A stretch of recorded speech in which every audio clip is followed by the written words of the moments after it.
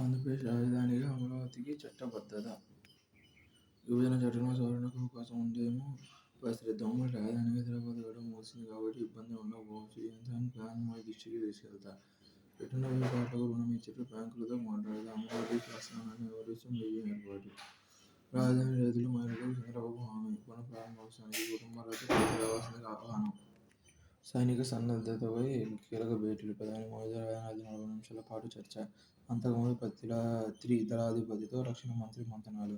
సరిహద్దుల్లో 4వ రోజు పాక్ సైన్యం కాల్పులు. ధీటుగా ప్రతిస్పందిస్తూ తిప్పికొడుతున్న భారత ఆర్మీ. మా దేశ ఉనికికి ముప్పు కలిగితే అణ్వాయుధాలు వినియోగిస్తాం. పాకిస్తాన్ సార్వభౌమాధికార పరిరక్షణకు మద్దతు చైనా. సమస్యను సమరస్యంగా పరిష్కరించుకోండి.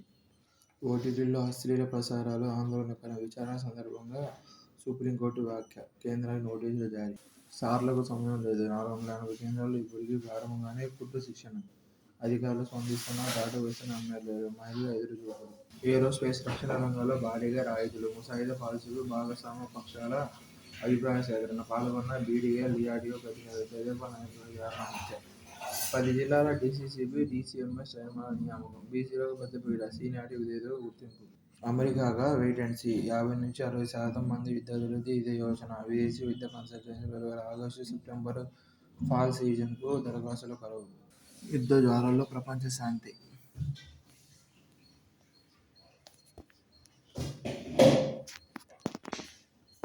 గాజాపై ఇజ్రాయెల్ కాల్పుల మారణకాండలో ఇప్పటిదాకా దాదాపు 51,000 మంది పాలస్తీన్లు ప్రాణాలు కోల్పోయారు.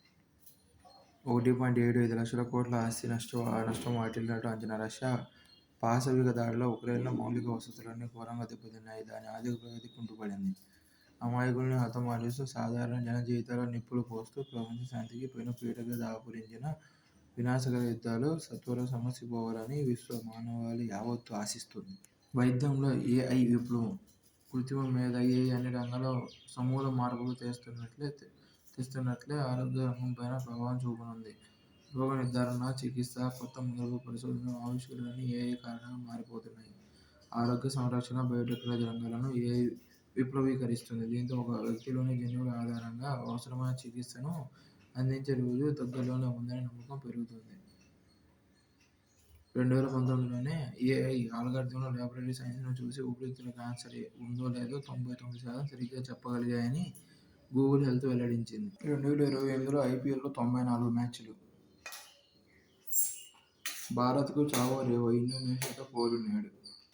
ఏరోస్పేస్ రక్షణ రంగాల్లో భారీగా రాయితీలు. ముసాయిదా పాలసీపై భాగస్వామ్య పక్షాల అభిప్రాయ సేకరణ. పాల్గొన్న బీడీఎల్, డీఆర్డీఓ ప్రతినిధులు. వచ్చే ఏడాదిలో డెంగీ వ్యాక్సిన్ బయోలాజికల్ ఈతో కలిసి ఆవిష్కరించనున్న Takeda. Japan pharma company Takeda తమ డెంగీ వ్యాక్సిన్ క్యూఎమ్డాను వచ్చే ఏడాది ఆవిష్కరించాలని నిర్ణయించింది. హైదరాబాద్కు చెందిన బయోలాజికల్ ఈ సహకారంతో ఈ వ్యాక్సిన్ను విపణిలోకి తెచ్చే సంస్థ తేనుంది. ఈ వ్యాక్సిన్పై క్లినికల్ పరీక్షలు జరగనున్నాయి. ఈ వ్యాక్సిన్కు సంబంధించి రిజిస్ట్రేషన్ ప్రక్రియ 40 దేశాల్లో జరుగుతోంది. భారత్కు రఫేల్ ఎంజెట్లు 26 యుద్ధ విమానాల కొనుగోలుకు ఫ్రాన్స్తో ఒప్పందం. రఫేల్ జెట్ల బాడీ ఉత్పత్తికి భారత్లో ఒక కేంద్రం ఏర్పాటవుతుంది. అలాగే ఈ యుద్ధ విమానాల ఇంజన్లు, సెన్సార్లు, ఆయుధాల నిర్వహణ, మరమ్మతులకు ప్రత్యేక వసతులు సిద్ధమవుతాయి. భారత స్వదేశీ ఆయుధాలను ఈ యుద్ధ విమానాలతో అనుసంధానం చేయడానికి అవసరమైన సాంకేతిక పరిజ్ఞానాన్ని కూడా ఫ్రాన్స్ మన దేశానికి బదలాయిస్తుంది. ఒప్పందం కింద తొలి యుద్ధ విమానం 2028లో భారత్కు అందుతుంది. చివరి జెట్ 2030లో వస్తుంది. ఈ యుద్ధ విమానాల వినియోగంపై మన నౌకాదళ సిబ్బందికి ఫ్రాన్స్, భారత్లో శిక్షణ ఇస్తారు. సిమ్యులేటర్లు, ఇతర సాధన సంపత్తి, ఆయుధాలు అందిస్తారు.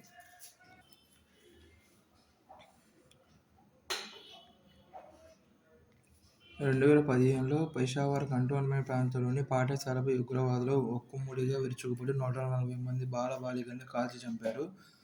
ఆ మరుసటి ఏడాది క్వెటాలో పోలీస్ శిక్షణ కేంద్రం ఆవరణలోకి ప్రవేశించి 60 మందిని హతమార్చారు. ఒక యూనివర్సిటీపై దాడికి దిగి ప్రొఫెసర్తో పాటు 8 మంది విద్యార్థులు ప్రాణాలు తీశారు. ఈ మాదిరి ఉదంతాలు ఎన్నెన్నో అయినా పాకిస్తాన్ వైఖరిలో ఆవగించేంతైనా మార్పు రాలేదు.